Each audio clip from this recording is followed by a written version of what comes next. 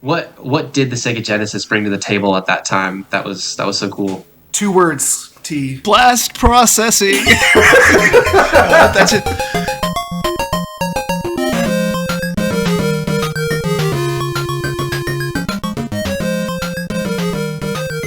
Hello, everyone, and welcome to TwinCast. I am Clark, and with me is the Kraken himself, Cam. Cam, what happens if we release you?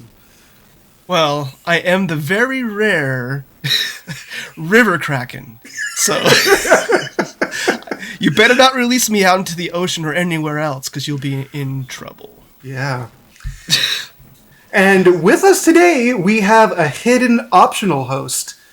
We made sure to rescue him before the earthquake swallowed him whole. Trevor, welcome. Glad that you're on here. Do you want to give yourself a quick introduction? Yeah, so I'm Trevor. I'm here to bring the modern take on these retro games. Yeah, and I told T that he's going to be coming on here. He's going to be using the brain rot language that the youth knows, right? So you're going to be translating all of this stuff for us. Is that right? Yeah. So just spoilers right out the gate. This game has so much Riz that I'm out of pocket right now. Yeah. Wow. I had to look that up. I actually don't know any of this lingo, so that's it. That's the end. That's the end of that lingo for me. Well, I guess can the Kraken bring the skibbity toilet? Or is that he comes out of the skibbity toilet? Yeah, well, he jumps out of the skibbity toilet. I think you might have just lost 3 of the 5 listeners we had on Spotify from last week. Yeah. Oh, no. Maybe just for a quick context here too, just so people kind of know our perspectives where we're coming from. Cam and I were like elder millennials or zennials is what a lot of the term is. We were born in 1982. We have seen a lot of this, and T, I guess depending on where you look at with the charts on the generations, you're either like really young millennial or really old Gen Z. Is that right? That's right. Yeah. So yeah, according to most of the stuff that I've seen, I'm in the last year of millennials. So same generation, just 2 opposite ends of the spectrum. So I do have some nostalgia for some of the games that we're going to be talking about. But it was it's a little bit different. I wasn't there when it was coming out. Yeah.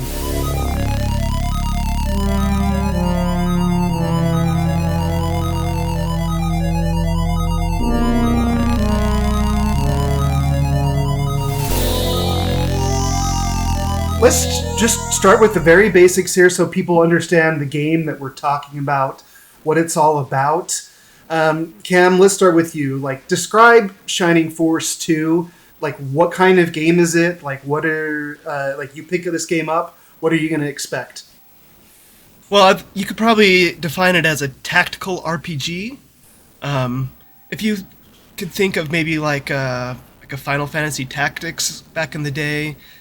Some of the newer games in the genre will be like Fire Emblem, and I know, Trevor, you talked about one called Triangle Strategy. Strategy, yeah. Really, really awesomely named. Yeah.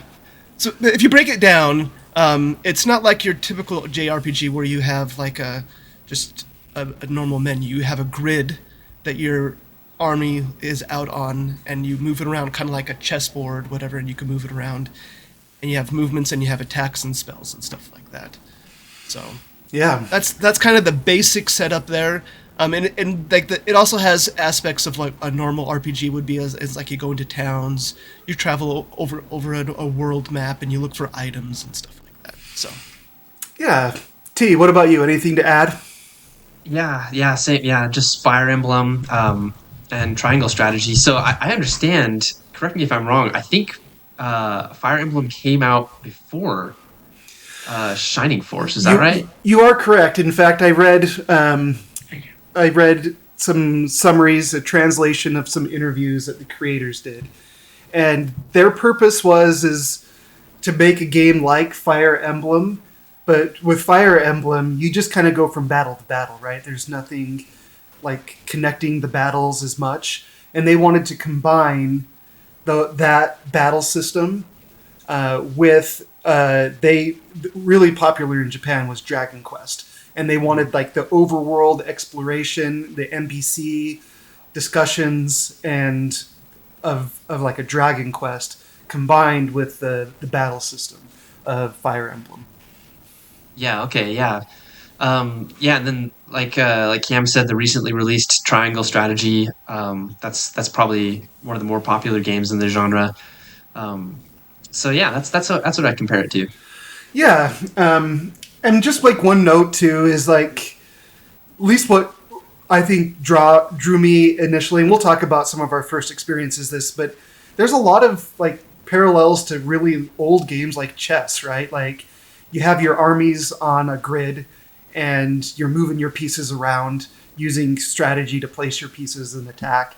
And so that's really core to what this game is. So Yeah, I could maybe just also add if anyone who's played Dungeons and Dragons with their characters on a grid, it's kind of similar to that too. So, yeah. Okay, let's go over just some facts about the game. It launched in 1993 in Japan, October, and then a year later, it came in 1994 out in the United States. The name of the developer at the time was Sonic Software Planning. That studio would later become Camelot Software Planning, and they would work on a lot of Nintendo sports games. And they also ended up doing Golden Sun, which is another tactical RPG that was big on like the Game Boy Advance, right? Yeah. Yeah.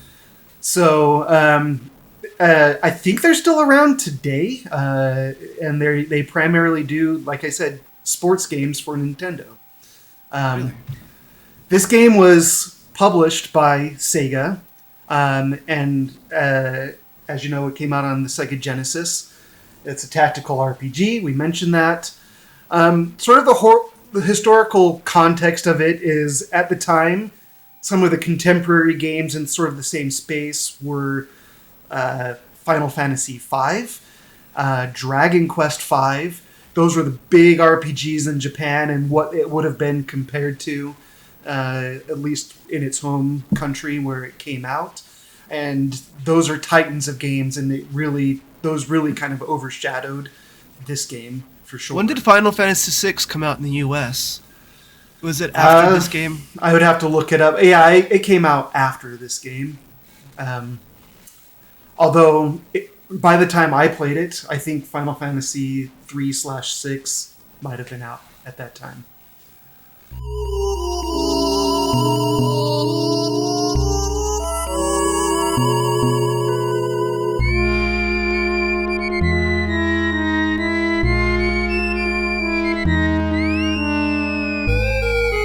So I had a question about the Sega Genesis. So a lot of the stuff that I had seen when I was reading kind of up on this game and the splash that it made, a lot of people were lauding the technical capabilities of the Sega Genesis, where I was kind of removed from that initial wave of consoles. And by the time I was familiar with the Sega Genesis, you guys had a PlayStation 2, so like I was comparing it side by side. I wasn't that impressed. What did the Sega Genesis bring to the table at that time that was so cool? 2 words, T. Blast processing. That's it. No, the Genesis. There was a big war between the Genesis and the Super Nintendo. But we were Genesis kids because we had a Genesis. And a lot of that was because of your dad, T. That's why we really wanted the Genesis. Shout out to that guy. Yeah.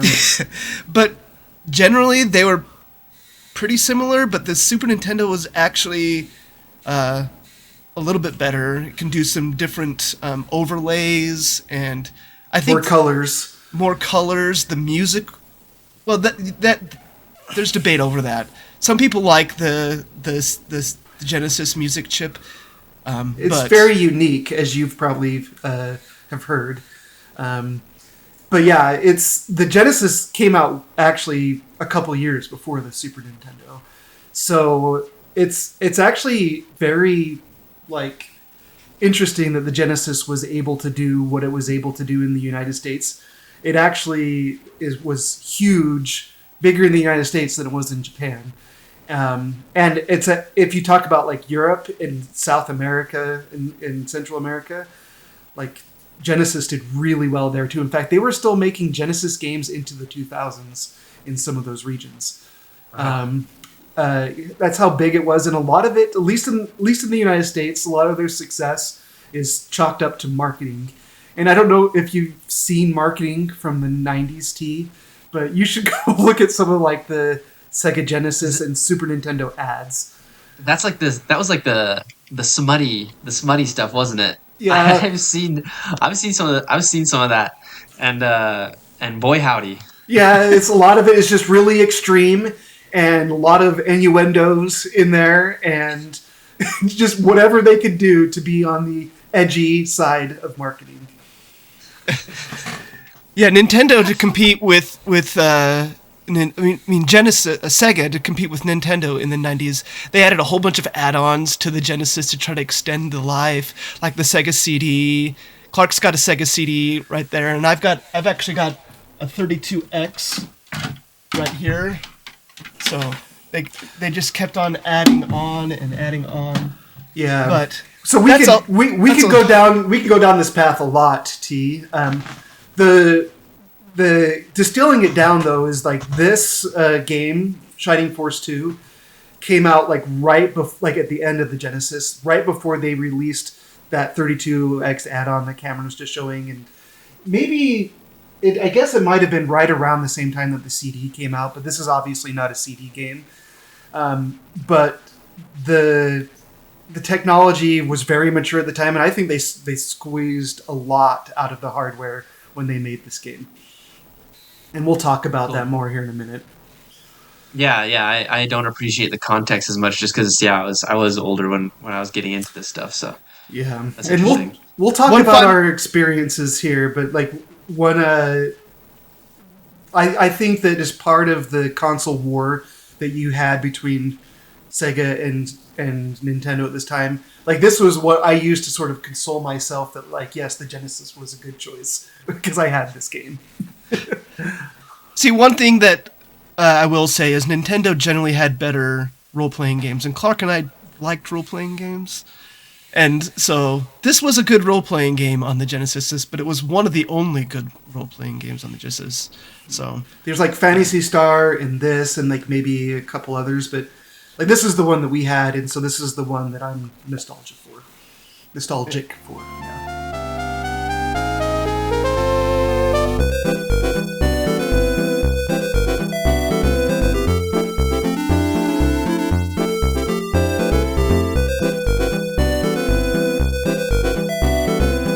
Let's jump into our experiences with this game in the past.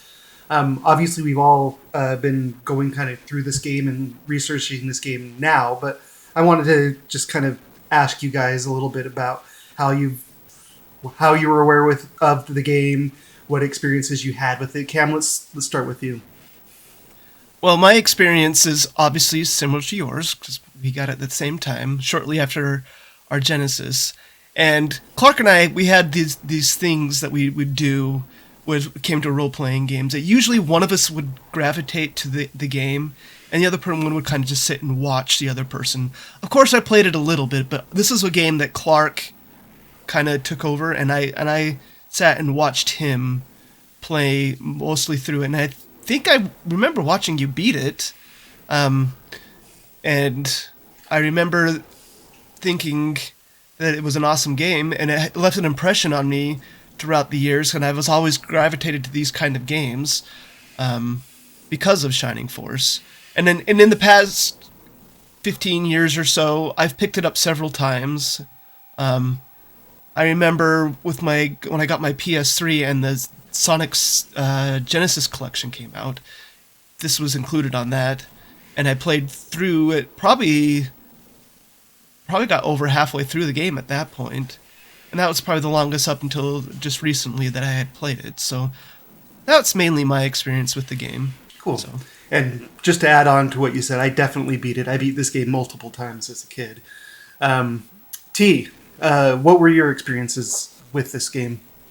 Yeah, so I actually do have a memory of this from when I was younger. I don't know why. I was always intimidated by the Super Nintendo. I don't know if it was like the shape of the cartridges or like, I don't know. I was intimidated by it. So I always played the Genesis as a kid. And so I distinctly remember like seeing this game.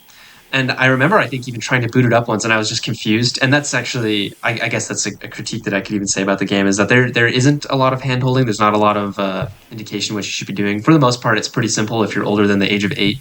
So yeah, What's but kind of just an aside here is like you don't. It's kind of lost to time, but these games used to come with manuals that would explain how to play the game. But games don't come with those anymore, and that manual was probably long gone by the time you came around. so I was hopeless as a whatever I was 6, 7 year old. There's no way. So, but I do remember trying it. I remember being confused, and I remember giving up. What I would do is I would separate the games that I knew how to play and the games that I thought were boring, aka I didn't know how to play. And so I just play the games in the pile that I knew how to play. And so this went Um, into the boring pile then. this was the boring pile, so I was actually glad to pick it up. There's something kind of poetic about going back and conquering those childhood problems, but it was, I think, probably my first exposure to an RPG. I remember. I don't know if it's a phantom memory now that I've just made up in all of these, but I feel like I remember talking to one of you and you telling me that was an RPG, and I was like, okay, so that's what RPGs are.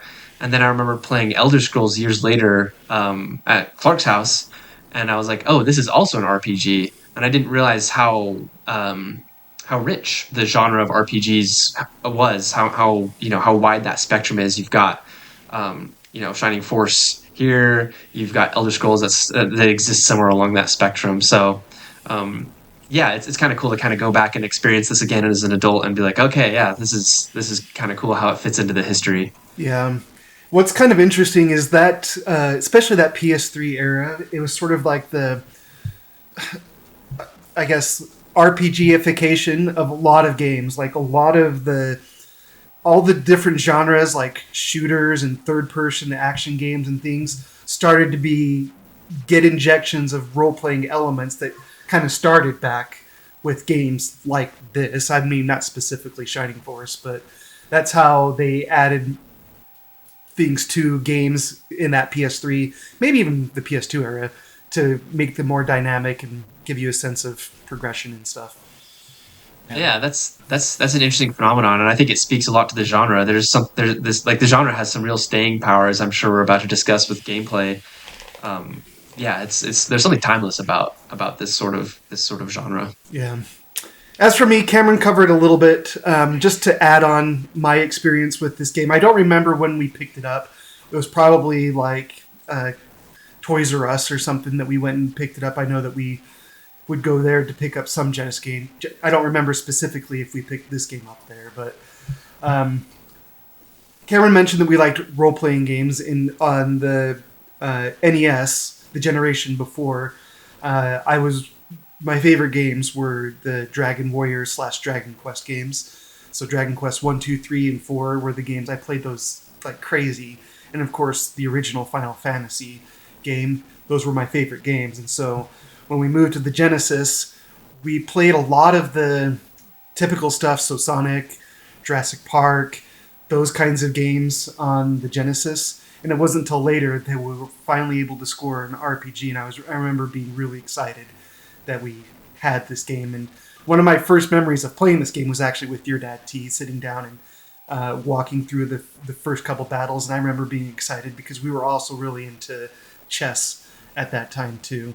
And it was our digital sort of chess experience at that point with all of the RPG stuff built into it.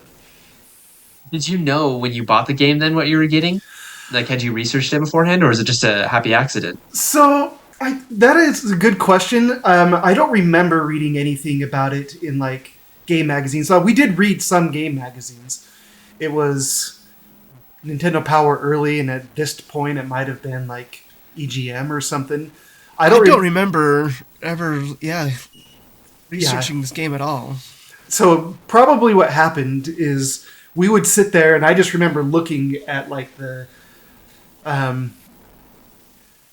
I think at Toys R Us they would have like little placards, like little cards that would be hang on hooks on the wall, and you could like pull them off, and they would be like photocopies of the case, and you can kind of flip it over and see the art for the front of it, and then read it in the back. And I remember very distinctly looking at the back of the case. For those who are on the video podcast, I have a reproduction case because while the Genesis did have those nice clamshells, this was later in the Genesis life, and so it was actually cardboard when we got it.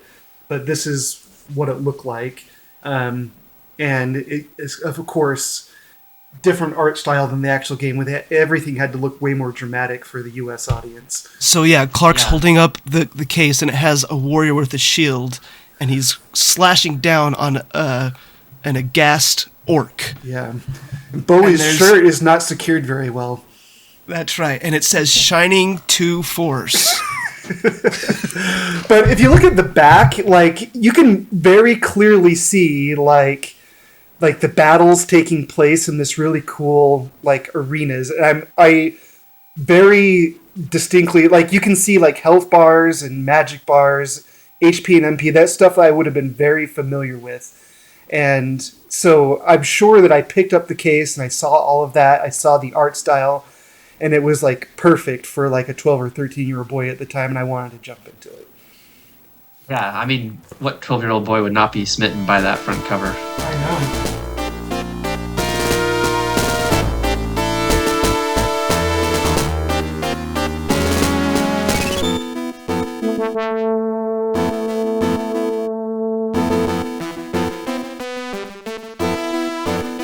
Let's kind of go down the check boxes of the different things that go into this game. We're going to break this down by gameplay, story, graphics, and then look at a few other things here too. Let's just start with gameplay. Like, now we're focusing on our experiences today in 2024. So we've picked this up. We've played through this game. What are our experiences? And T, I want to start with you on this one. Yeah, so I already mentioned there's something really timeless about this gameplay. You boot it up and it doesn't really feel aged. Honestly, it feels like a lot of games that are in vogue right now. I think that's to its credit. There's some really cool mechanics that really just stand the test of time, and it's kind of cool to see. It's kind of cool to see that, right? Like, a lot of the times I think that we have a bias towards our current day, the technologies, the gameplay, etc. But looking back and seeing, okay, they actually had a winning formula back then. There were some really good games, and that holds up. That was really cool to kind of experience. That said, there are some quirks to the gameplay that definitely show its age, nevertheless. And you know, there's a few things that you can mention. One of the ones that, luckily, because of the system I played it on, I was able to kind of skip over. But the battles, waiting for every enemy to take its turn and having to sit there and watch, even if their field hadn't been activated yet, if they weren't going to attack you, it would still hover over them, you know, and then they would not move, and that would take seconds, and that's not a huge deal. But when you're repeating that over and over and over again, and the central mechanic of this game are these battles, that time adds up. So luckily, I was able to fast forward. I'm using the Mew that Cam gave me, and so I was able to fast forward through some of those more mundane moments. Yeah, that's just one example. Something that maybe isn't necessarily an age thing, but started making me rage was how many barrels I looked in for not. I got so angry. I was just looking at all these barrels and all these wells, and I found nothing. But one random time, I'm by a wall, and I click. I don't even know why I clicked. I found Warrior's Pride just on this wall. No indication that I should have clicked there. That I was getting kind of ragey after searching through all those pots. So I have kind of some PTSD about looking in barrels now. Yeah, and most of the time, if you did find something, it'd be like a medical herb or something that you already had a million of, and it wouldn't even be helpful. Well, one thing that I like to do when I play games like this, just because I know going in that you might want to just pop open a little guide that will tell you where you can look for things and find things without having to search all over the place too. Yeah. But yes. And I just to build off of what you said, T. It's just a different time, right? So back in the '90s, it feels like we have like today we have like an embarrassment of riches when it comes to games. We have a lot of things to play, a lot of things vying for our time. Back then, like we would get like our Cam and I would get our paper route money, but most kids would get their allowance from their parents or whatever. They would get their one game, and that would be the game that they would get. And if it was a good game or a bad game, that's the game that you were stuck with. And so I think a lot of game design, for better or worse, is sort of built around that. That people knew that like you were going to be playing this game for not a month. In my case, I was playing this game for probably 2 or 3 years. And so I had a lot of time to go look in those barrels, and I was grateful for them. But like you, it's not good game design today, for sure. Cam, what are some of your thoughts on the gameplay here? Yeah, like Trevor said, I really enjoy the combat. Combat seemed to be pretty outstanding. There are a few things that I did have some quirks with it. Like, I really wish that you could attack and then move. But the way that Shining Force works is you have to move and then do your action. Because there's many times I'd want to go in and I'd be in on a square and I'll attack, and then I want to move out so another character could move in and take that square to also attack. So, I mean, that's just how the game plays, and I realize that. But other than that, I really do like the leveling system on this game. I got maybe 70 or 80% of the way through it now, but the way the leveling system on this game works is after your character or a character reaches level 20, you are able to promote them to a different class, a more stronger class. And so that kind of gives you a goal as you're leveling up there. But Clark turned me onto this too, but if you can hold out and level up to like level 30, at least level 30, you get bonus level, like this will basically bonus levels, and your guy can become more stronger. And it actually changes the strategy of the game quite a bit too, because you, as you're fighting battles, you're realizing that some characters are leveling it faster than your other characters, and so you start like keeping that in mind, and you'll try to like get your lower level characters to move in and destroy the enemy units rather than your other characters that are already higher level. Yeah, and that's one of the quibbles I also have with this game too, is I found myself with having underpowered characters, and it's really hard to get them experience, because they would be like, I would have like level 29 characters and some like level 25, and like the level 25 characters would go in and like ping the enemy for 1 damage, and I would get 1 experience. Yeah. And so then I'd have to bring in my other dude, that my Phoenix in there to come and kill it. Yeah. So it's a mixture there. I really did like the leveling, but I also found it hard to keep up the caboose of your party. Like try to push them along. So. Yeah, and one of the things that you quickly, we haven't really discussed this yet, is the Shining Force. That's the name of your little mini army that traverses across Paramecia. Your army grows in ranks and swells to pretty big. I think there's like 30 different characters that you can recruit to join the Shining Force, but you can only have 12 out on the battlefield.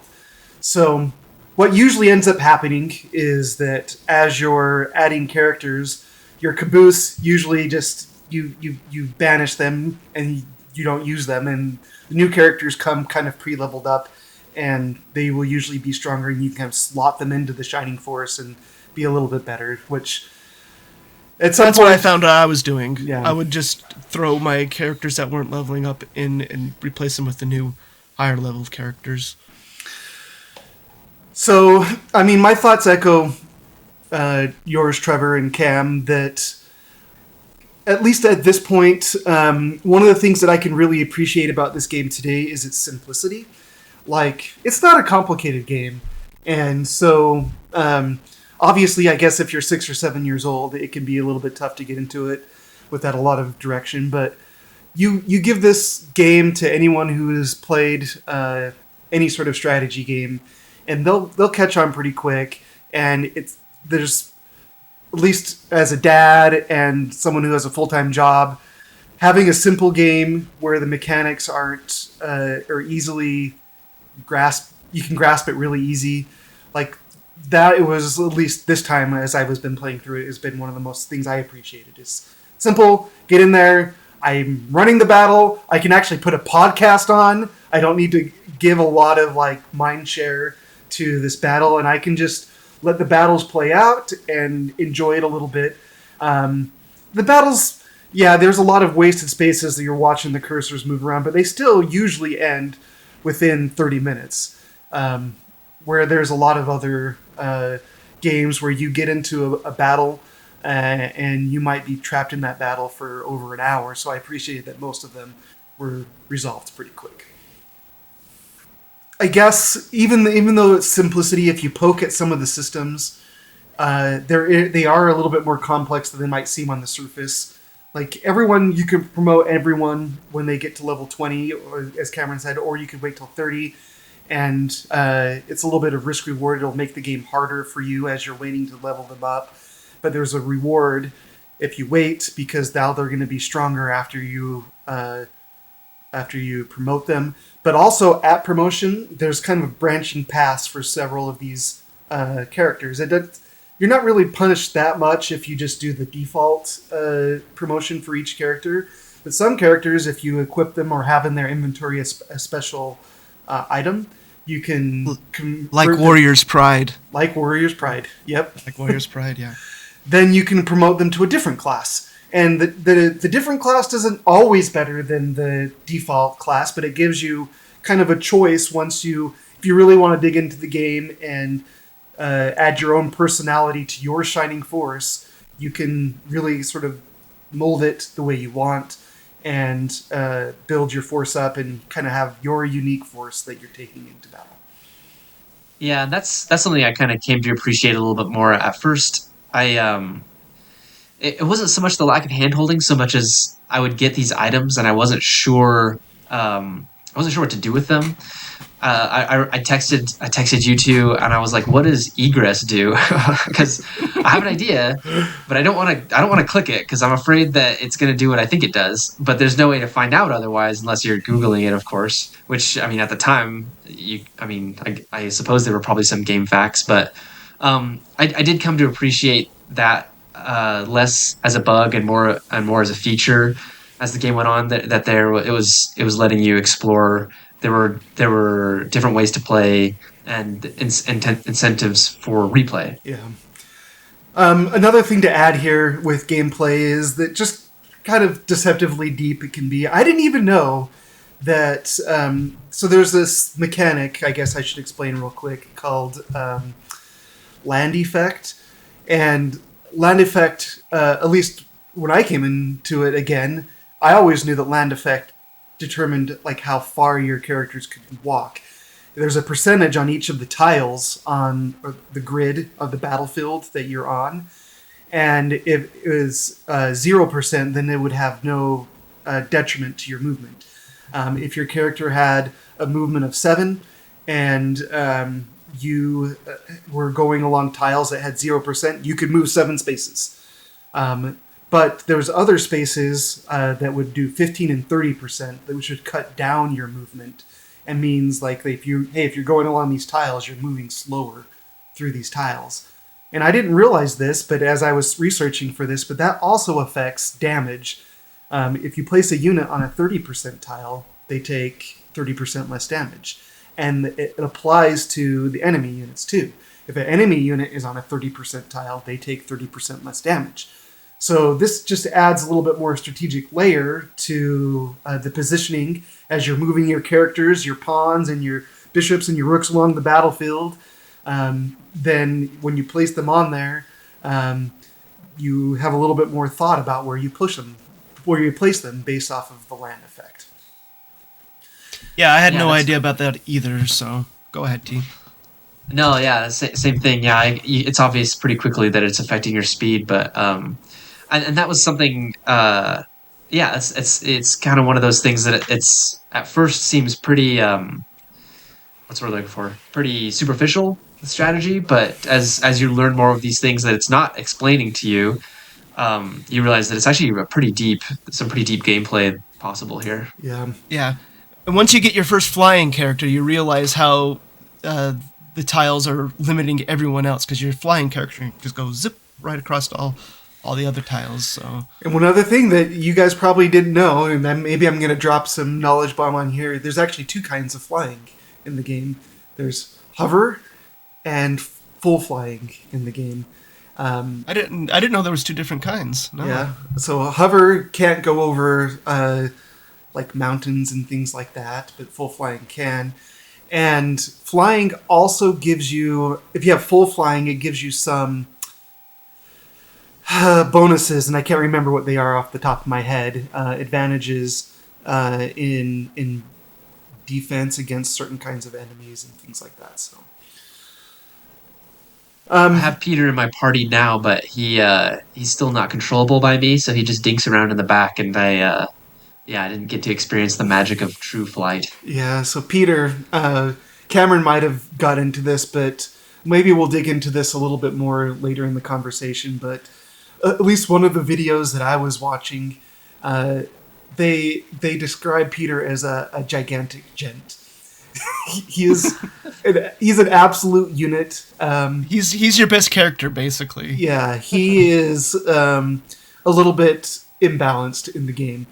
That is actually solidly something that I would put as a negative here in gameplay, so maybe this is a good time to talk about it, is there are just some characters who aren't balanced very well for being too strong and being too weak, and it's kind of up to you to just decide. In fact, reading through some of the Shining Force forums, there's like a whole subset of people who just leave Peter out of their party to kind of make the gameplay a little bit more dynamic and not as easy, because you quickly find out that Peter just zips around and flies. In fact, if you watch speed runs of the game, there's a speed run that's really cool done by the speedrunner, the same guy that called Peter a gigantic gent. He's English. He just kept referring to Shout Peter. out to those guys. Yeah, he kept referring to Peter as a gigantic gent, and I thought it was so funny. He would run the game, and he would basically whittle his force down to just Peter and Bowie and maybe one other character, and he would be juggling buffs with the rings on Peter, and he would basically fly Peter to the king or like the boss unit and aggro that character and kill him, and then it would end the battle. So if you want to see something funny, go find that speedrun. I would definitely take it. It kind of broke my mind that you could actually play the game like that, and he beat it in like 6 hours.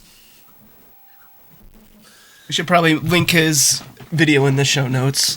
Yeah. So Yeah, I'll try to remember to do that. But I do feel like it's a fun game too about moving your units on the map, even if you're not taking into consideration the land effect that I talked about earlier. There's a lot of things to consider too, because there are enemy units that have area of effect, and so you learn to not group your units up in certain spots so that they're not going to be hit by area effect spells. And so it's fun to sort of plot out like, oh, is that wizard going to be able to make it down here? And sometimes they do, and they just wreck your force with the area of effect, and you're like, okay, I need to learn from that. And I like tactics like that. And then also, like, you have your squishy characters who don't have a lot of defense. You want to keep them towards the back. Sometimes the enemy AI will identify that a character is squishy and will die fast, and they'll beeline it to that character, and they'll one-shot your healer, and then you'll be SOL, and you'll be like, oh, what am I going to do now?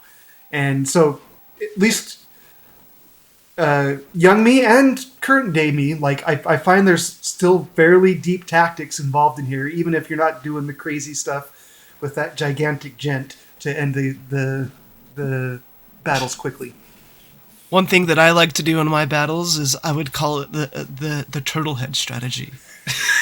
I would turtle up, and I would kind of like poke one, like my either Peter or Aha or Jaha, maybe up a little bit to try to like tempt one of their guys to come down.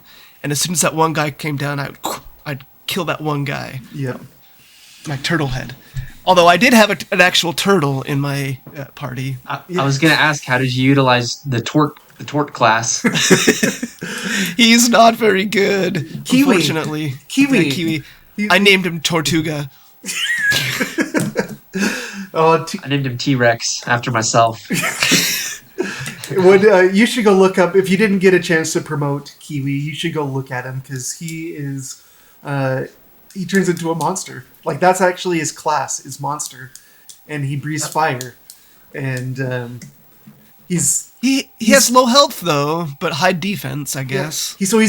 He's ultimately, like, I think I used to always keep him in my group as a kid, because he was just one of my favorite characters. But he's ultimately probably not worth it, because any magic spell would, especially late in the game, can usually just one-shot him. So you have to be really careful not to put him in line with magic users. But he's a tank, so like he can go and take physical damage up there with anyone, probably better than anyone in the game. So yeah, wow, the precursor to Pokemon. It's evolution. So we've talked a lot about gameplay. Is there just any other like last parting thoughts that you guys have about the actual, like, when you're picking up the controller and you're playing the game, that you want to talk about here? I think we covered Don't it look in all. those barrels, man. Do not look in barrels. It is not worth it. That's all I have to say. I will say that this game is kind of unique in that it doesn't have a lot of like puzzles and a lot of like alternate play. Like you would find a lot in games like Final Fantasy, where you would come into like a dungeon and there'll be like a puzzle for you to solve. There's only just like a couple, like a handful of them here.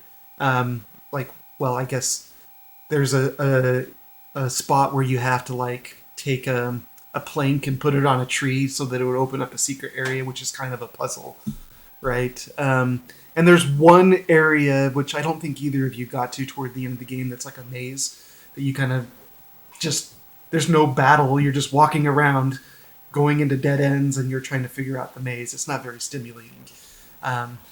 But when you boil it down to the gameplay in this game is the battles, where you're on the battlefield, moving your units around, and then there's the exploration part, where you're talking to the NPCs, you're exploring the overworld and going from town to town and recruiting people. That's what it boils down to.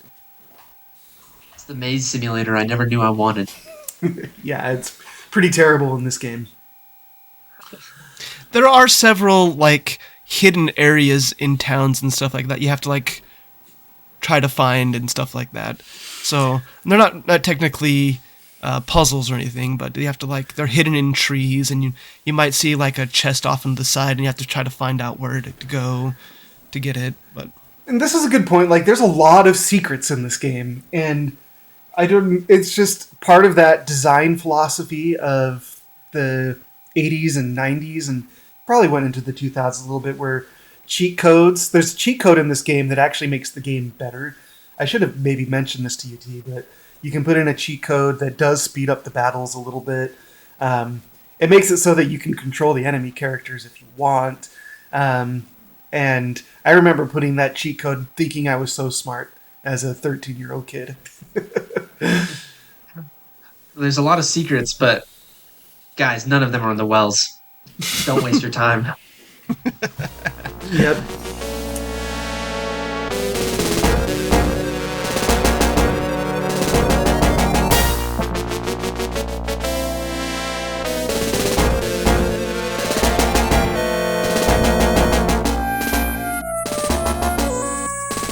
All right. Well, let's transition into the story. And honestly, this is one of the things that is actually, I'm really interested to get Trevor's opinion on this because, man, stories and narratives back in the 90s were just a different thing. So, T, let's kick it off with you. What do you think of the story of this game? Well, you know, where to begin? So the intro is pretty cool. Actually, right from the get-go, the intro before you start the game, there's like a little intro scene where a character that joins your party later on, um, he he's Slade. stealing the jewels. Slade, yeah, he's stealing the jewels. It's kind of interesting. It's a cool setup. It doesn't really ever pay out. Maybe that's not fair for me to say because I haven't actually played the game through to the finish. But the story up to this point has not been a draw for me at all. I'm pretty uninvested with the characters. The world exploration is a pretty cool part, I guess, if you can count that as part of the story. It seems like the world itself is pretty well developed. Yeah, so Um, spoilers. Slade is really cool, and he's got this cool story, but after he joins your party, like, there's almost nothing else left for his story. And I was, like, especially now going back to it, I'm just really disappointed they didn't flesh that out anymore. and that's kind of a segue into one of my complaints that you have this big cast of characters that you're controlling, that you're playing, but none of them ever really contribute to the story. I'm never invested in any of them. The Your main character is the only character that's ever interacting with anybody, and so I didn't ever find myself caring about any of the characters or how they contributed to the story. And I had a question. So if I had missed like the tort, like would he just not have joined my party? Is that possible, or does it make you get him? You know, Kiwi, he'd be gone forever. So, Wow, He's close an one. optional character. yeah, he would be sucked into that earthquake and be gone forever. Wow, saved him. So that's Would have that's been my really cool is if like you don't do him and then you don't get him there. It would be really cool if like in the final battle with Xeon because you're like you unseal Xeon and like he's down in the earth. Maybe if Kiwi's on the opposite side of the field and you're fighting against him, that would have been cool. that would be interesting. See that would make a cool story. I'm the idea But guy here. yeah, so Shining Force 5. Um, so yeah, that's my complaint about the story is I'm just not invested in the story really at all. It's pretty copy and paste. It feels like the go rescue the princess stuff happens along the way. Yeah, Cam, let's kick it over to you. What are some of your thoughts? I mean, similar. It's the story's fine for it is to progress you to go from one place to the next, so you can explore the world and stuff like that. There are a few characters that are developed, but mostly not in your party for some reason. Like it seems like in my party, you'll pick up a new guy and you'll get a little bit of exclamation mark, like Peter. You find out a little bit about Peter. They're at the volcano. Peter is actually one of the exceptions. He's like the most fleshed out character in your team Yes. for most of the game. So yeah, because Peter, you're actually going around and trying to help him, and yeah, he's a good developed character. But other than Peter, there's not much in your party that you even like the two characters that you start with, Sarah and Jaha or Aha Chester, right? and Chester. Chester, yeah. Yeah, and Chester. You don't know much about them, and I just it's like okay, you don't get involved. They're schoolmates with you. You know that. Other than that, they have some talking there at the beginning, but even throughout the game, they don't talk or interact that much. So I was a little disappointed with that. There are some story beats that you and I were talking about because I was asking you about Oddler, and Oddler is an interesting story. Again, another character that is way more fleshed out than most of your team. Yeah. So you pick up you never got to Oddler, I suppose, T. Nah, So I didn't get him. you're in this town and it's being attacked, and then you clear out all the attackers, and then like the mayor has this like blind like person that he's been keeping, And he's like, here, take this blind person. I don't want him here anymore. He thinks he's cursed or whatever. So you say, okay, come along with us. And so Adler joins your party, and he just kind of follows you along. And you honestly almost kind of forget about him until you Get to Creed's mansion. till you get to Creed's mansion. And then he's like, you know what? I'm going to chill here for a little bit. And you're like, okay, see ya. But it turns out he was actually from the first game, right, Clark? Not the first game. He's from the one of the Game Gear games, Final Conflict. Oh, one of the Game Gear games. Yeah. So, and he actually turns into, he finds out. So in that game, he's one of Xeon's minions. Basically, works for Xeon in that game, and he's not bad per se in that game. And again, I haven't played Final Conflict, so I don't really know deep. I just only know what I've read as leading up to this. But yeah, I mean, he's like a mainstay person, and it turns out in this game, he loses his memory because he's basically beat by the bird god, Volcanon, which is okay. This is like right before where you're at, T, because you're like at the base of Volcanic Mountain. Yeah. So then you end up having to fight Adler, but he's called Odd-Eye later in the game as one of the bosses. So he didn't have a very good alias name, right? Like if he was undercover. Yeah, if I had been kind of aware and played the game before, maybe I would have picked up on the reference. But and I was telling Cam, it's very noticeable that he's now evil when you meet him again at the end of the game, because his background is red and he's got spiky hair. Spiky hair. Yeah, that's obviously it's the evil guy. Yeah. Well, Trevor and I was playing last night with Trevor, and I was showing him. I was advancing my characters, and we advanced the main character. What's the main character's name? Bowie. Because I just know him as Cam, because I just named him after me. But anyways, after you advance Bowie, he becomes Hunkalicious. Yeah. He gets it. So you go up to the priest, and you're like, hey, can you promote me? And he says, yeah. And the priest whips out a cape, and he puts it on you, and you think he's just giving you a haircut, because then he does kind of does something to your hair. He gives you the spiky hair, and then you have that cape, and you have the smoldering look. Like don't forget the bandana. Don't you have a bandana? Yeah, too? and then you have a bandana. Yeah. And you lose Ponytail. and he gets rid of that chubby baby fat, and you're all chiseled now. So and you're a hero. True man. He turns from Sandman to hero class. That's right. Sandman. Trevor was asking what class is that? Sandman? And I said I think it's supposed to be swordsman. Yes. It's one of those secrets. One of those secrets to uncover in this game of secrets. Yeah. I don't even know what I'm playing as. And as far as the rest of the story goes, there's a whole bunch of just RPG tropes and stuff like that. People double crossing you or pretending to be something that they're not. There's lots of possession, like a lot of devils possess people, try to confuse you. I understand that was more common in the 90s, just in the real world as well. So makes sense. Satanic Panic. Yeah, from the Satanic Panic. You write what you know. So yeah, that happens a lot. Clark was actually talking to me a little earlier about a character that is pretty fleshed out, is Lemon, right? Yeah. Do you remember Lemon from the beginning there, T? Yeah. He actually has like quite the arc.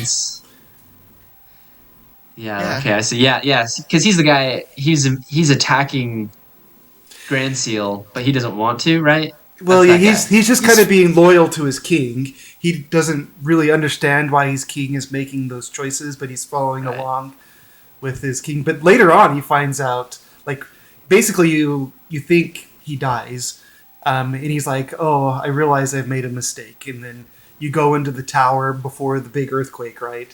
And you think that's the last you see of Lemon.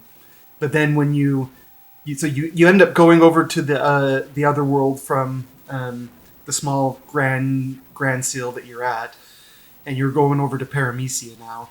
But you end up working your way back to Grand Seal for kind of the climax of the game, and you start hearing whispers of a Red Baron, and how much like all of the NPCs are talking about the Red Baron and how frightful he is, and how his armor is stained red with the blood of his enemies. It's pretty intense.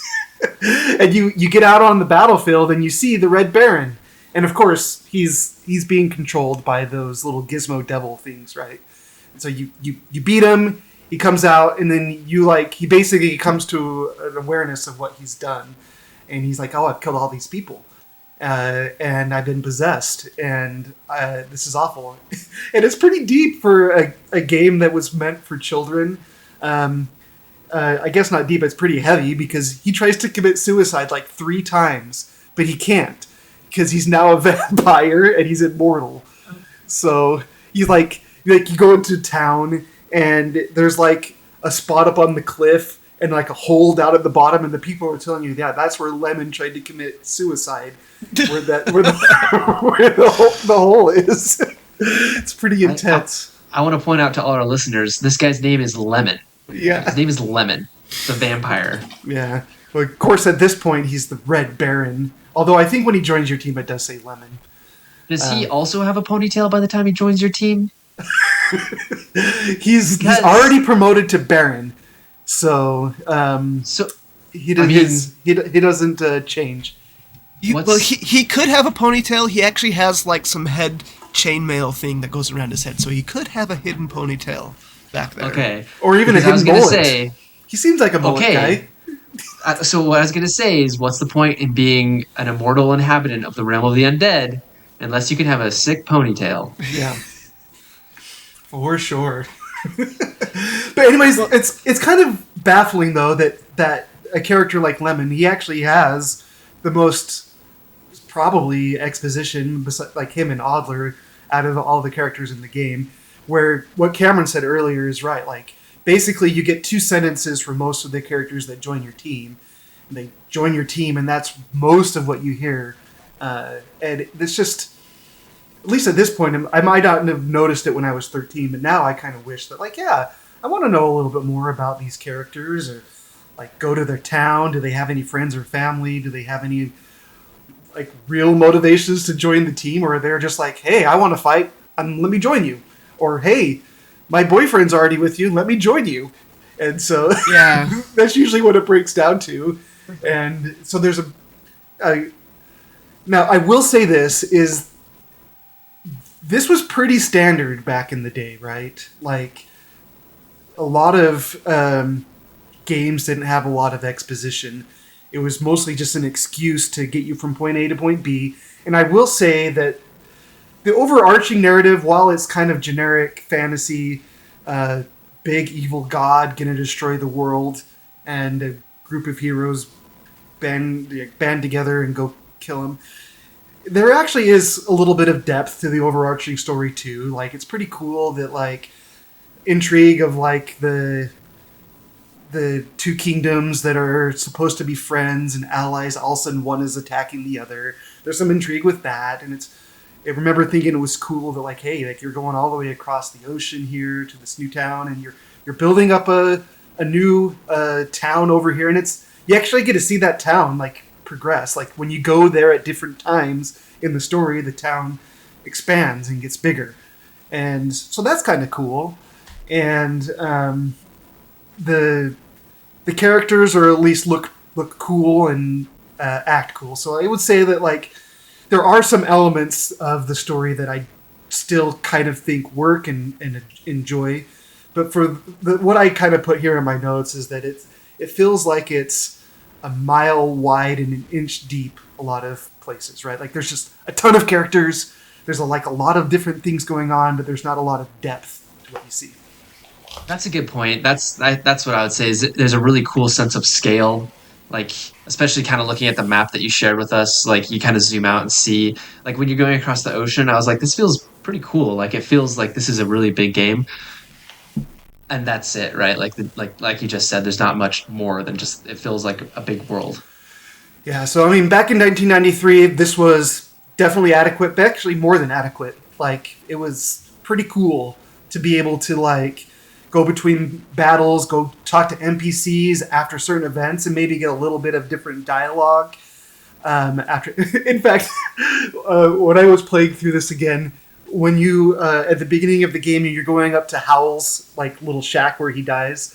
You talk to someone in the little village that's on the way up there, and this like girl's like, "Oh, Lemon is such a hunk. He's so cute," and that's how it's how it's translated as Lemon is a hunk. He's so cute. But then if you like make your way back to that town after the Gallum invades your town, and you go over there, and she like totally changes her tune if you go talk to her after the fact. So there are a few little details there that are kind of fun, and if you are persistent, you can dig up a little bit more story out of it. Otherwise, it's pretty standard fare, and stuff that looks really kind of, if you aren't used to it, it seems pretty laughable. Like the characters emoting, like the sprites getting a little bit big, or like they just blink on and off when they die. Like that kind of takes away from the seriousness. I always like it when they're searching something and the sprite just kind of blinks from like all around something as they're searching something. Yeah. Oh, and the best is when Sir Astral like says, "Oh, you know acrobatics, Bowie, right?" And he picks like, Bowie's sprite turns sideways, and the priest and Sir Astral like throw him up in the air. I remember that. It's so ridiculous. And so, I mean, but that was standard fare back then. That you would see even in like Final Fantasy games, like the little sprites emoting and moving around, and you have like 4 or 5 different animations for each of those. And while it got the job done back then, it looks kind of ridiculous now. But if you're from that era, you can still be nostalgic for it, even though it looks kind of ridiculous. I still enjoy it. Now, is this a spoiler-free podcast? Can we talk about the ending? We can talk about the ending. Yes. I was going to say, at this point, if people haven't played it, I mean, what are they doing? Well, I mean, there's no real surprises at the end. The ending, you're fighting Xeon, the god of games. Just go look at go look at an image of Xeon. T. He's so swole he can't fit out of his hole. He's stationary for the battle. You see his head, and he's got these big old shoulders and biceps, and he's like trapped in his hole. Yes. Jeez Louise. Can I use the word hunk again? We used that word so many more times than I thought we would in this podcast. He was sealed up in Grand Sue for so long like a prisoner that he was on like the prison yard workout plan. What you're going to find out, though, is that the OG hunk is the one that actually ends up taking Xeon down in the end. So you actually defeat... when you defeat Xeon, you come down and you see the king from... Gallum. The Gallum there. So Lemon is there, and that's his king, right? But then, of course... That's not really Gallum. That's Xeon in Gallum's body. So he comes back, and he poisons the princess again, and he's gonna get away. But Lemon goes over there and picks him up and jumps down into the portal with him together, because he's trying to kill himself too. So he's like, this is a way I can kill myself by killing Xeon for good. So he yeets himself kamikaze style into the portal. Yeah. Oh man. Wow, there's a lot to unpack with that story arc. Jeez. Yeah. So in the end, Lemon, he's the real hero. And then what happens after that is the princess is poisoned, and for 2 years. For 2 years. Well, she sleeps for 2 years. The goddess comes back there and explains to you that now that Xeon's gone, that the princess should be able to recover, but it's going to take a while. After 2 years, once you notice that the color coming back into her face, then she needs a kiss from her true love. Yeah. She needs true love's kiss. Look, it's blowing your mind, Hutty. Did you turn this off as a 12-year-old? Is that legal to play as a 12-year-old? Now, even as like a 12, 13-year-old teen, let me tell you this. There's like back and forth on who is going to go kiss the princess. And like, I'm thinking like, why is the hero, Bowie in this case, he's the one, spoilers, that's chosen to go kiss the princess. And Sarah like goes off in a jealous rage, like, and of course, Jaha is also like, oh, I want to kiss the princess. And they basically shut him down saying, with racism, you can't do that. Yeah. Only humans can kiss humans. Yes. And I told Clark, I said, why can't Sarah go kiss the princess? Why? Yeah, this is the 90s, right? We're all about that stuff. Yeah. But anyway, I remember as a 13-year-old kid myself thinking like, what is this? Like, Bowie doesn't even know the princess. Like, he might say one thing to the princess like the whole game, and now he's like her true love and like kisses her. Like, I was really upset. I think that Bowie should have been with Sarah. Like, that would have been his ending, because he was just went on this whole journey with Sarah and had been childhood friends with Sarah, both students of Gandalf, which, you know, it's not really Gandalf, of course, it's Sir Astral. But very much a Gandalf figure in here. So I remember being like a little bit upset, like, this doesn't make sense, as my 13-year-old brain. And apparently, like, I'm not the only one. You go on to like the forums and stuff, and like, it's a pretty common thing that people think that Bowie should have been with Sarah. In fact, I think there's a mod that fixes it and has Jaha go kiss the princess, and then has you go off with Sarah. Yeah. Yeah. What a twist. And if you play out that alternate world, you get to the end of the credits, the title actually switches to Shining Lemon 2. There you go. The true hero. The true hero. All right. Well, I think that's a pretty thorough discussion about the story. Is there anything else that you guys want to add? No. I think that about covers it. I mean, you talked a lot about how comparing it to like other games of the 90s. I do think it's probably a little bit behind on like Final Fantasy 4 or 5 comparatively at the same time. Well, I mean, and if you play Dragon Quest 5, it's like light years behind Dragon Quest 5. But if you compare it to like maybe the breed of RPGs before that, it's pretty on par with those. Yeah, I would say it's about on par with the NES RPGs and stuff like that as far as story.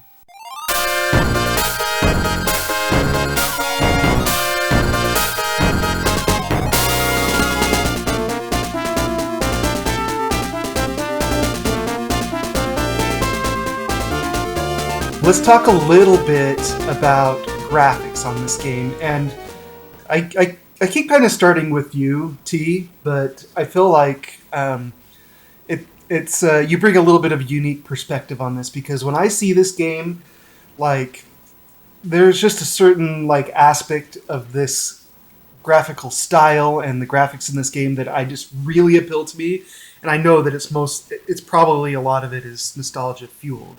So I want to start with you, because you can kind of bring a little bit more grounded opinion on this. But what are your opinions on the graphics in this game? Well, I would agree. I think I've used the word timeless already, and that's the word I would use again. I think that these kinds of graphics have made a comeback in the modern day. Even we've seen games that kind of appeal to this retro style. We've seen indie games that try to look like this, and I think I'm not as well versed in this genre in the tactical role playing game, especially all the modern offerings. But if you look at Triangle Strategy, there's a modern twist, but it's a throwback. I mean, it's a retro throwback. So I don't think that the graphics distract at all. I think that I think I think they really hold up really well. Um, and that combined with um, like some fun battle animations, it's kind of an impressive offering that it has. Yeah. Well, let's move to you, Cam. Sort of more of the retro perspective on this. What do you think of the graphics? More of the same of what T said. I think the sprites in this game are beautiful. The artist did a really good job, especially on the portraits. Like when the portraits come up and you can see, oh, this character actually matters. They spent time to make a portrait on this guy, and the portraits are good, and it's nice to bring up your party and you can search through all the portraits, and it's a good way to visualize all your characters. The battle animations, like Trevor said, are nice and big, and they fill up the whole screen. They look good. It's kind of like the 3D the third person perspective. So it's not just like a first person. So you can actually see both the enemy and the hero there. So I really enjoy that style. And then the overworld is just more. It's just classic. It's classic role playing style with not too detailed sprites, but it gets the job done. And I like the colors. And I really think for the Sega Genesis, it's one of the more polished polished games, and I really enjoy the graphics in this game. Yeah. So just one of the things that I read as I was researching this game. Apparently, I don't even remember how big these carts were.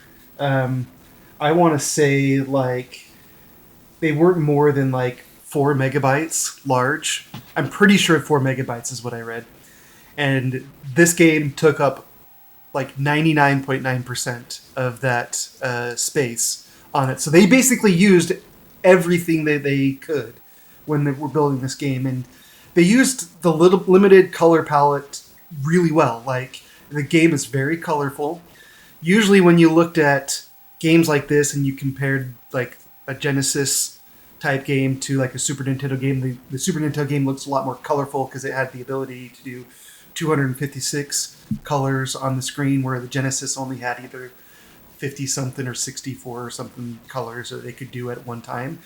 But the colors are just really bright, very they stand out, and you get a lot of contrast. And then to build off what Cam said about the battle animations, like so when you attack an enemy or an enemy attacks you, what's pretty cool about that too is like it's dynamic. Like depending on what kind of tile you're standing on, it changes the background and the type of attack that you do. You guys probably didn't get to this, but there's like summons in this game that like you can get summons to like come and like do like rock spells on bunches of enemies, and it just looks so cool. I remember back then I was just blown away by like the variety of just attack animations and colorfulness that this game brings. And then of course all of your sprites change when you promote to a different class too, so you look different. And so just dynamic, wonderful art, and wildly nostalgic for me, so I love it. Yeah, fantastically illustrated headband and ponytail combo. Yeah, Oh, yeah. definitely. It holds up to this day. Yeah, and nothing beats the graphics on the God of Gain, Xeon. Dare I say hunk? Yes.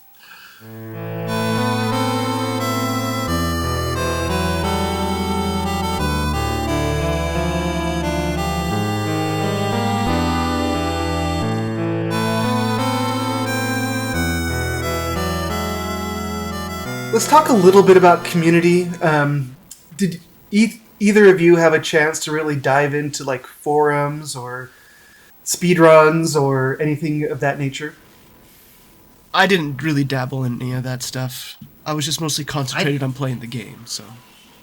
Yeah, I didn't look into the community surrounding it. I did mention to a few people that I was playing this game, a few people that I thought might know. If anybody knew what this game was, I thought that they might know. Nobody seemed to know it. So I was wondering, is this like a lesser known? Was this a lesser known Genesis game? Well, I think that it's it's like a cult classic is how I would describe it, right? So people who are in the know and like know the Genesis knows that this is one of the better games on the Genesis, and those who played the game as kids, it has a real cult following. Like the people who like this game love this game, right? But it's not like a gigantic community. When you talk about early 90s role-playing games, you're going to go through all of the Dragon Quests, all of the Final Fantasies, especially here in the West. People are going to talk about the Final Fantasies. They're going to talk about Chrono Trigger. They're going to talk about Earthbound. They're going to talk probably about 20 or so role-playing games until you get to this game. Yeah. Did you guys play the first one? I did not. That's the thing is when this game came out, I remember finding the first game in like a bargain bin and thinking I should get it, but I didn't have the money for there, and I just really wish I would have gone and begged my money for the cash to buy it because it's expensive now. It's like $120 game now, so I never played it back then, and I wish I did. Yeah, this is still sticking in your memory. This is a real regret. I'm not sure if Clark remembers this exactly the way I do, but I remember when we were at that bargain bin, we had enough money to buy one game. Is that what it was? Yes, and we bought a game. Oh no! And it wasn't Shining no. Force. And do you remember what game it was? Star Trek. No, it was Star Trek. Tell me it was Star Trek. Animaniacs. Oh no! Oh, we chose poorly. We chose poorly. So I asked that because the one topic that I did kind of tune into, I watched a few videos, listened to a podcast on Shining Force and Shining Force 2, is that there does seem to be some debate as to whether 1 or 2 was better. So I don't know if either of you two could weigh in on that. I don't know, obviously, myself. I did see that, as I was looking through it. And I can't weigh in on that because I haven't played through 1 a lot. The general sense that I kind of get is that a lot of the graphics and things and the story is better in 2, but some people like the balance and the way the battles work out in 1 better. And it seems like you don't have your gigantic gent like Peter in the first game. Oh, well, that's just missing out right there. Yeah. So I listened to a podcast somebody did on the first one, and it's actually kind of funny. They had a laundry list of complaints and some commendations as well. And it's basically matched up to some of the same things that we've been saying as far as complaints go, as far as it's aged. And it was kind of funny because at the end of the podcast, they're like, "Oh, we would love to play a sequel because they probably fixed these in the later games." And I knew, of course, at that time, I was like, "Yeah, this is all the same. Yeah, We didn't change any of that." So whether it was purposeful or they just bad design, as we might call it in the modern day. the graphics are much improved over the first one. That is very apparent. So if you put the 2 games up to each other, the graphics are way better in 2. As far as the other communities, I shout out that that run. It was done as part of like it wasn't Games Done Quick, but it was some sort of marathon type thing. And the runner's name was Bowie the Hero because he called himself after the hero in Shining Force, and he was very insightful. He had a lot of really great things to say about the game, and like I said, it was just kind of amazing to see him destroy the game and beat it so fast. As far as some of the other community things that might be worth it, I found them pretty entertaining. Maybe if you haven't played the game already through to completion, but there's some tier lists. There's like people who tier list the different characters and talk about their usefulness in your team and break it down. There's quite a few of those types of videos on YouTube, and I really enjoyed them because I'm a fan of the game and the characters, and I really got a lot out of that. So I would recommend people check that out. I can only imagine that Sandman and the Tort were at the top. Well, it's Karna, the priest. generally and Peter are going to be the S tier that most people will put at the top. Um, and generally Peter in front of Karna. And Karna is one of those imbalanced things that, we won't get into it too much right now, but you could cast Boost like on your whole party to start the game, and it would give you 50 experience. So you could cast Boost, egress out of the battle, start the battle again, cast Boost, and you can just level up that character to the moon pretty much. Let's move to the section here talking about family comments. Now I can actually kind of sit back here because I didn't get my family to play this one. But Cam, we'll start with you on this. I think you put some of your family in front of this game? Well, not too much, but they've been watching me play a little bit, and their general attitude was like, "Oh, look, it's like another role-playing game that Dad plays." So they didn't have much to say about it. They've seen me play Final Fantasies. They've seen me play Dragon Quests, because I've been playing Dragon Quest a little bit recently. So yeah, my family didn't have too much to say about this one.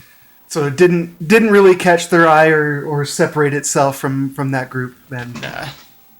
So they weren't really interested in watching the barrel search simulator? No. T, you have some insight here too, right? I do, yeah. So Emily did pick it up for about 20 seconds.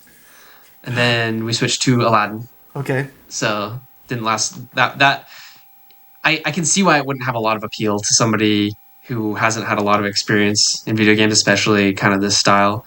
I did have another friend play, who you guys are familiar with, Mr. Jass. Mm-hmm.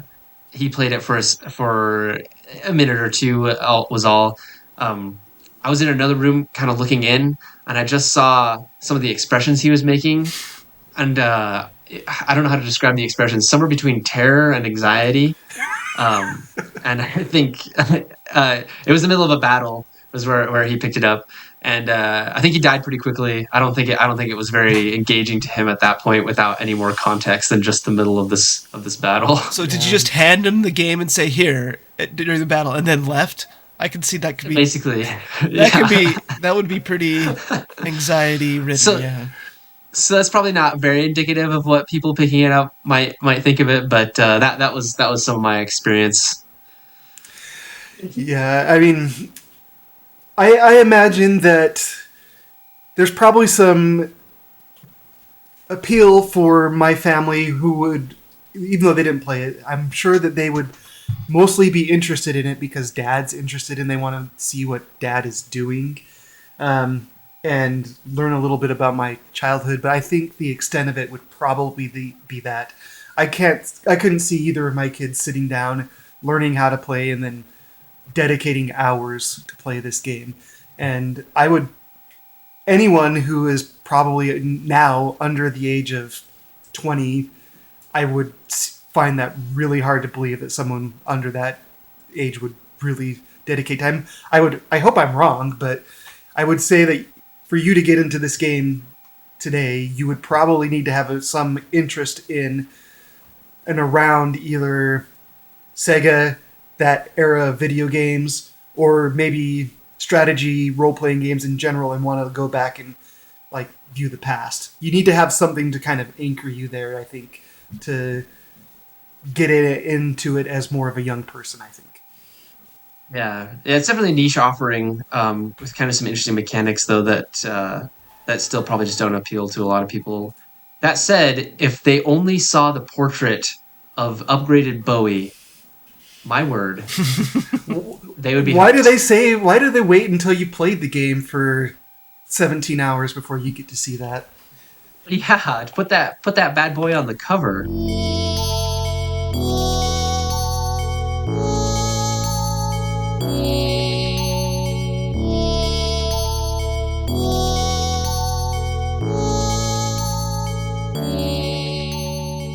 Like our last episode, I did go onto Reddit, onto our favorite subreddit, the retro gaming subreddit, and I asked that population what they thought about Shining Force 2, in 2024.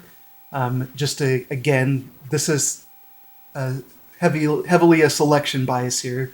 These folks are hardcore into retro gaming, so they're going to be a little bit biased. So I thought, let me read a couple of their responses here to you guys, and then you guys can kind of react to what they're saying and see if you have anything to add, or if you agree, or if you disagree. So let's start with Leash with the A as the number 4. We're going to start with that comment. He said, I played this and Shining Force 1 for the first time recently and thoroughly enjoyed both. They've aged well, especially Street Fighter, SF2, Shining Force 2. I think their simplicity is refreshing and they're very good games for getting into the genre. So we've kind of talked about this a little bit, but do you guys generally agree with that? Yeah, I especially like his comment in like it's kind of like the gateway into the genre because it's an easy game to pick up. You don't have to learn a lot, and you can just it's like, oh, there's the basics here, and then you can graduate onto some more of the complex, more modern games too. So yeah, I like that.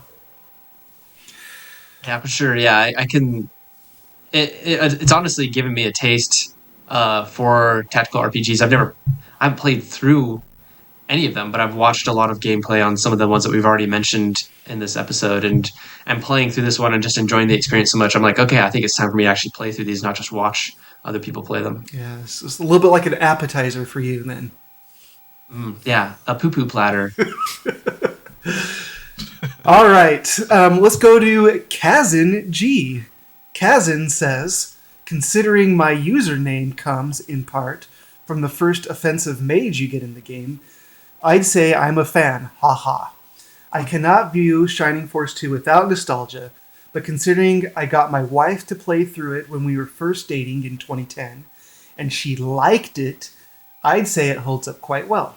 Sure, it's not perfect, but its level up system is far more balanced than the first game, where you can level up and gain 0 stats, but it's random, so you could reload and get great level stats next time, which I hate. The story is fairly cookie cutter, and the battles generally are not difficult, although you can play on harder difficulties for an actual challenge. Yet it's very fun to play. Great graphics, catchy music, good combat. I love the game and highly recommend it to anyone who is even a little bit of a fan of strategy RPGs. Yep, sounds good, like what we've already talked about. Would playing it on one of the higher difficulty levels, does that actually add a satisfying challenge, or does it just make it arbitrarily harder? I think it might change the AI just a little bit, but not enough to really make it significant. It mostly just makes it so you're taking more damage and you're dealing less damage. Which Doesn't sound fun to me. Kind of a bummer. Yeah. Let's see. Let's scroll through here. Maybe we'll find one more. All right, let's go to Platypus Platoon. Platypus Platoon says, played it for the first time 2 years ago, and it holds up wonderfully well. A great introduction to the tactical RP genre. It introduces its memorable cast of characters gradually, and isn't overwhelming as its gameplay mechanics. Some great battle scenarios throughout the game, and keeps a large portion of the characters relevant and viable, even if some are much stronger than the rest. Hello, Peter. Many of the same devs would go on to create Golden Sun, a title more well-known and acclaimed, but I argue that Shining Force 2 deserves the spotlight as the game that stands the test of time. They did mention some of the battle settings there. There are a couple battles that do stick out in this game. We mentioned the fight against the Kraken. That's one that stands out. That was good. And then we haven't even talked about the chess battle. There's an actual chess battle in this game too. So yeah, some of the battles are unique and fun and kind of break things up a little bit. I think that's a good point. Yeah, the battle with Odd Eye / Oddler is also really cool because some of the tiles start dropping out and limit the places that you can go to in the future, which is pretty cool too. maybe we should get one that's a little bit more on the negative side. Broom227 says, I replayed it a year ago. I found the battles got a bit tedious as my party got stronger. I was using a guide to not miss any party member opportunities. Still had fun. So, a little bit more on the negative side, but he mentions something that I would definitely recommend everyone do is use a guide. But even though it got a little bit tedious at times, they still had fun, it sounds like.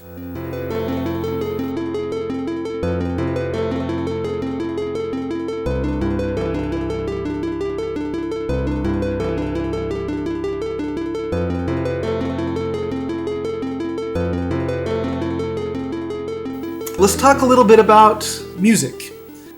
I think, Cam, I started with you last time. T, you're a little bit more music-oriented or talented than at least I am. What are your thoughts about the music in this game? I did enjoy the music. I kind of have a love-hate relationship with music in this game. It's good. Like some of the music is really really interesting. That intro music right at the beginning kind of set a tone, and I was like, oh, this is going to be an interesting game with some fun music, and that's true. That said, some of that battle music or some of the overworld music can get pretty grating on the nerves after a while.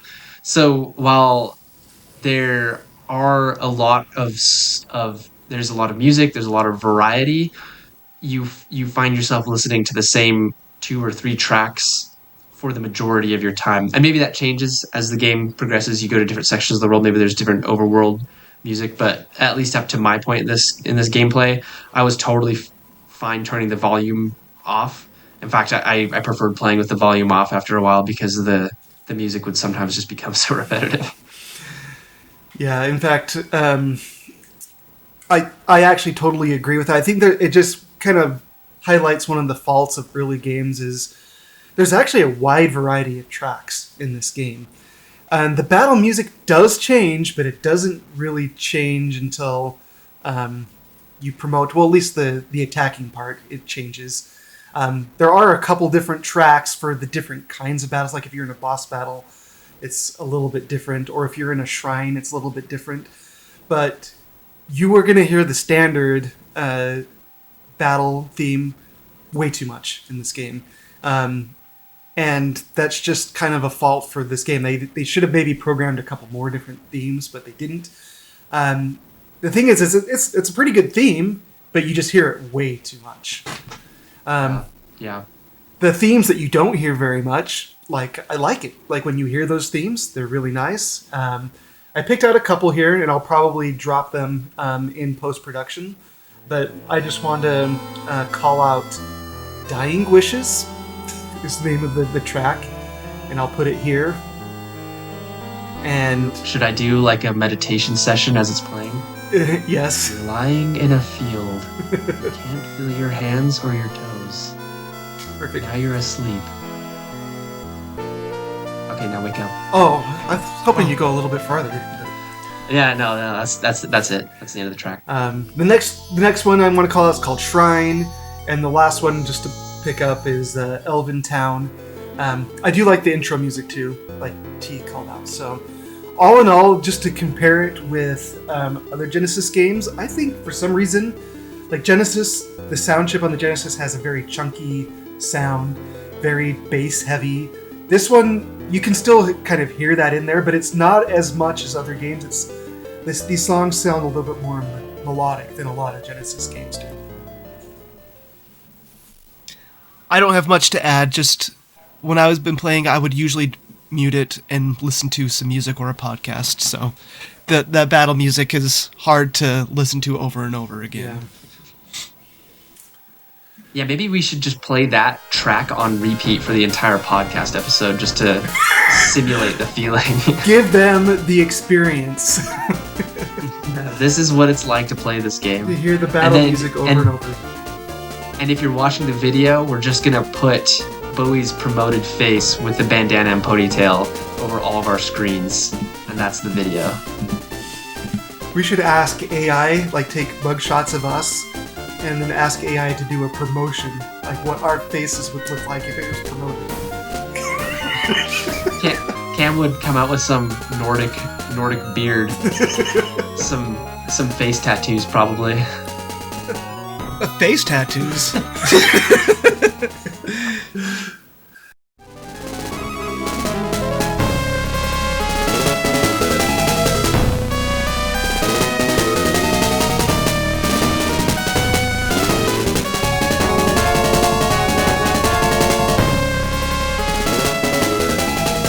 All right, we've reached the point in the podcast where we need to tidy up our discussion.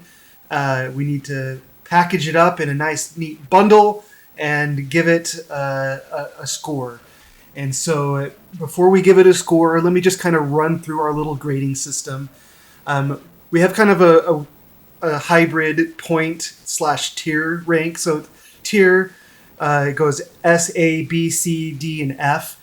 But we also assign a number so that we can average it out for those who are contributing on the podcast. So S is worth 6 points, A is worth 5 points, B is worth 4 points, C is worth 3, D is worth 2, and F is worth 1.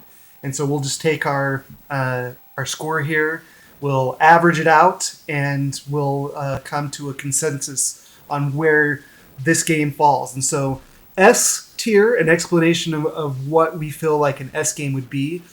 If an S tier game on our scale is a game that if it was released today, it would be one of the best games of the year if it was still released today as a new game. We're talking Aladdin on the Sega Genesis. Yes. Or Animaniacs on the Genesis. Yeah. Oh, too soon, Cam. Too soon. Clark's crying over there. Yeah.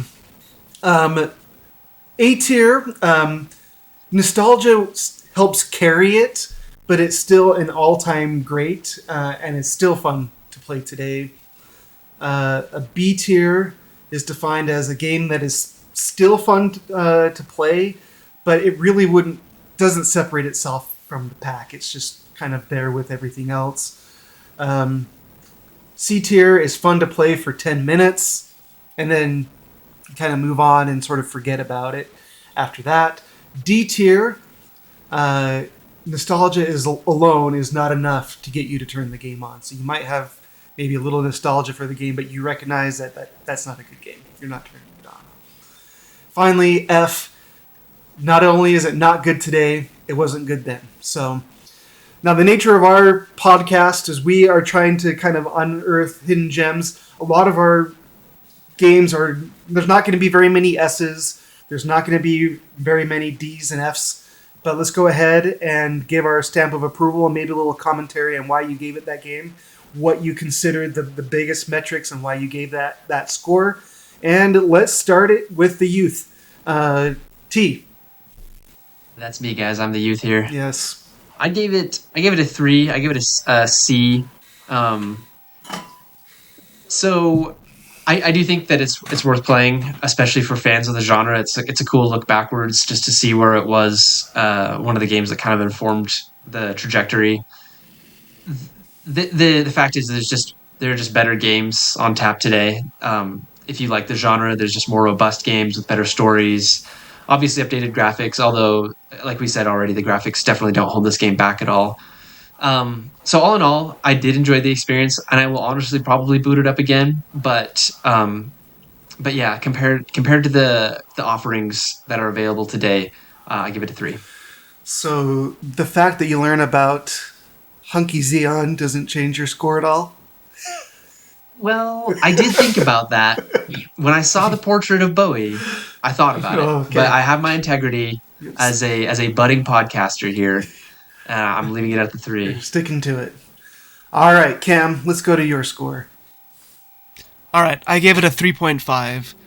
I think it's a real fun game to get into. It's got great art and graphics, and I really enjoyed some of the promotion aspect of leveling up. Some of the downsides is the story. The story is very minimal, and you probably actually lose quite a bit of story in some bad translations. But overall, I am planning on completing this run that I'm playing right now. I'm getting it back to it. So I'm going to even spend more than just 10 minutes playing it too. So I think 3.5 is a good grade for this game. Cool. It's I'm the one with the most nostalgia for this game, so my biases are there. I did try to separate myself from the bias. I'm spoilers. I'm going to give it a 4. I honestly think it's a fun game to play. A lot of the same reasons we've already talked about. Easy to learn, simple, deep enough mechanics, graphics look good. But if this was just my own score and I was basing it just off me, I would probably put it a 5. That's how I would rate it in where I set it in games. But I'm bumping it down because I realized that for all of the reasons that Trevor said and you said, Cam, we need to bring this down a little bit because it doesn't really separate itself from modern games of the genre. I think you do go back and you look at this to see sort of the DNA of where it's at. If you, as I explained before, if you have a real interest in strategy RPGs, want to see some of the early games, you definitely should check this out. If you're a real fan of Sega, especially retro games in the 90s, I think you should check this out. In my opinion, it's the best game on the Sega Genesis. I know that other people will point to like Sonic games or will point to maybe Phantasy Star. Tracy? What's that? Or Richard Tracy? Oh, yes. Cop Simulator? That's right.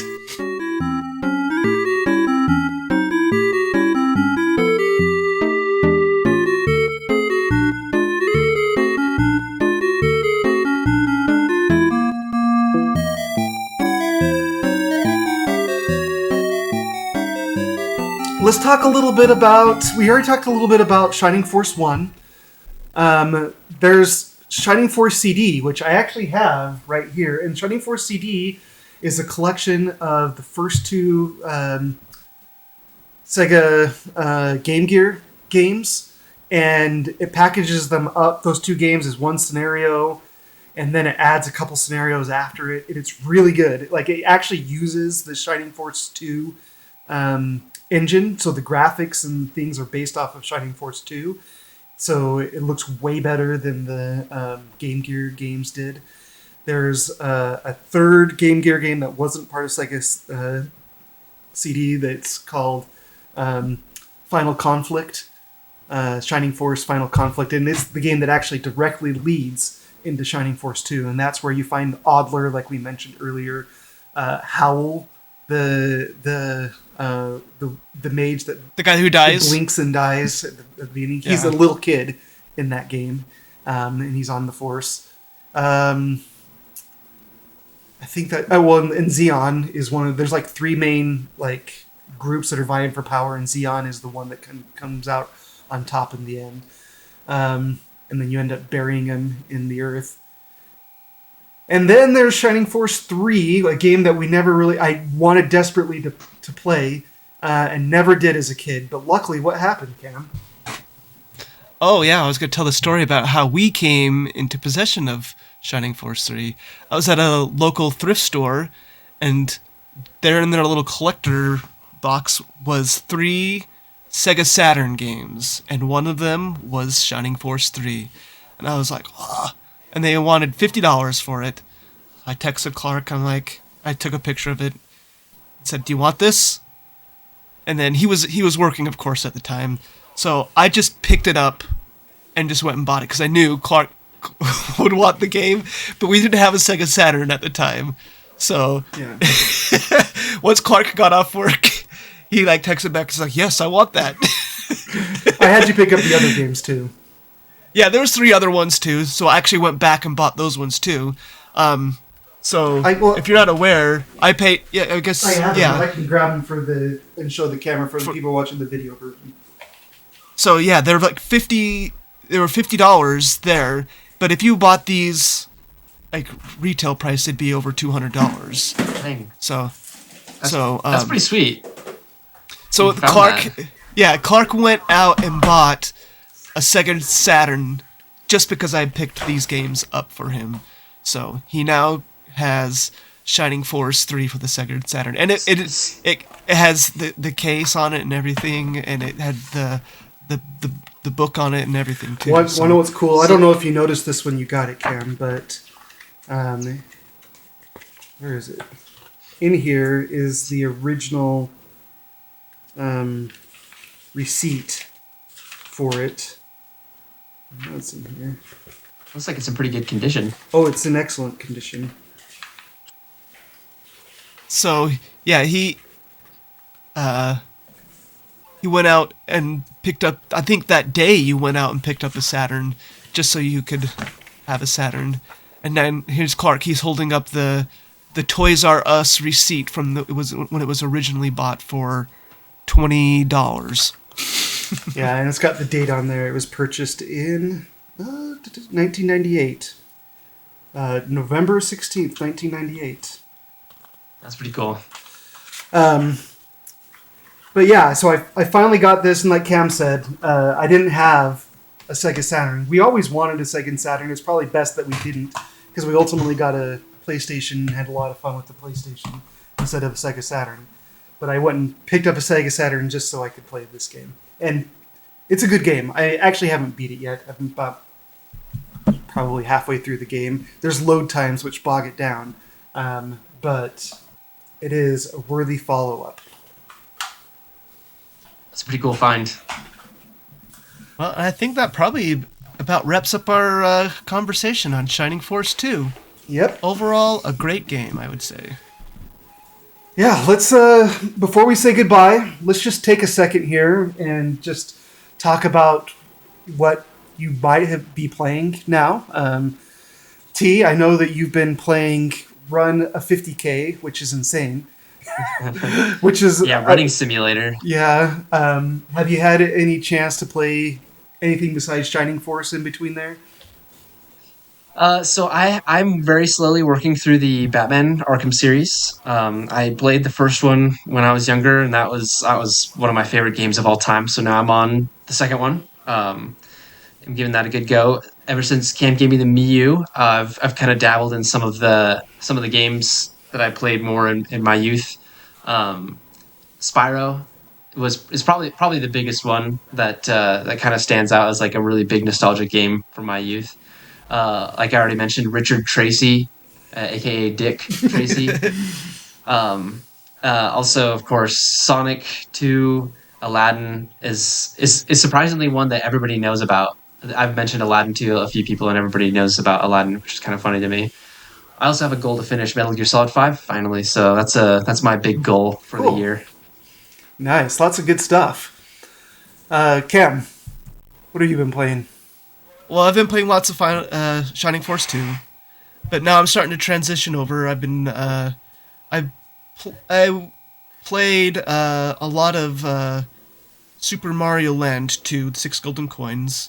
I played that on my analog pocket. It was fun.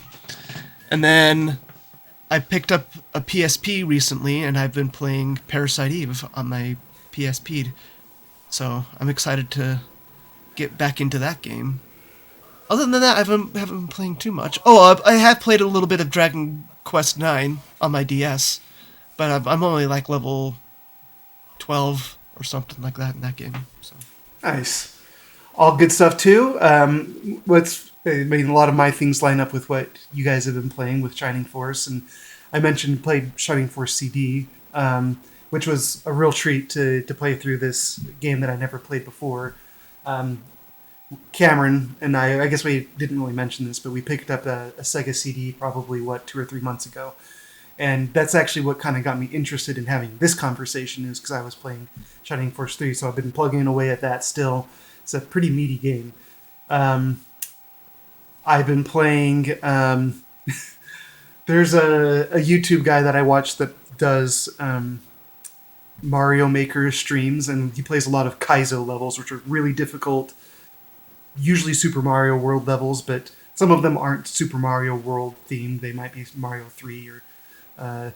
anyways, he was really into that, and he got me turned on to some of these like original ROM hacks of Super Mario World. So I've been going through some of the real basic Kaizo beginning, like teach yourself how to play super hard Mario levels. I mean, giving that a go, and with some varied successes. I'm not that great, but it's been fun to try some of these hard levels. And well, best of luck with that. Well, yeah. I don't know. We'll see how long it goes, but I have been playing Parasite Eve as well. So I am excited to talk about that next month. So anyone who plans on listening to our conversation next month, I'm going to have a lot of things to say about Parasite Eve. So maybe do a little homework, go learn about it. If you have an opportunity to play Parasite Eve ahead of our conversation, I think that'll help. Yeah, that one's next in the queue. I'm actually kind of excited about this. When I got my first MP3 player, one of you guys gave me a bunch of video game music, and the Parasite Eve theme was one of them. Oh, cool! And I was like, oh, this is beautiful, so haunting. And so like it's always been like it's like stuck in my mind. Like that song has like kind of some emotion, evokes some emotions just because of that for me. So I'm excited to finally play the game that it came from. Is it the piano song? Yeah. Cool. All right, with that, another TwinCast pod is done. Thanks for joining with us, and we'll see you next time.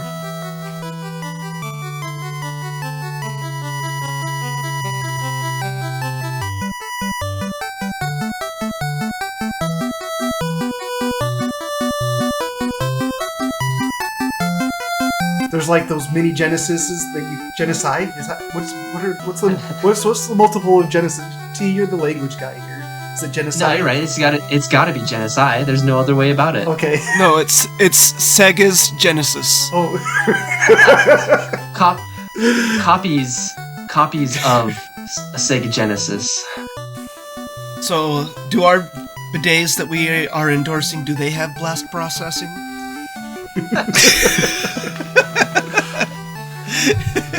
Is that a feature or is that a bug?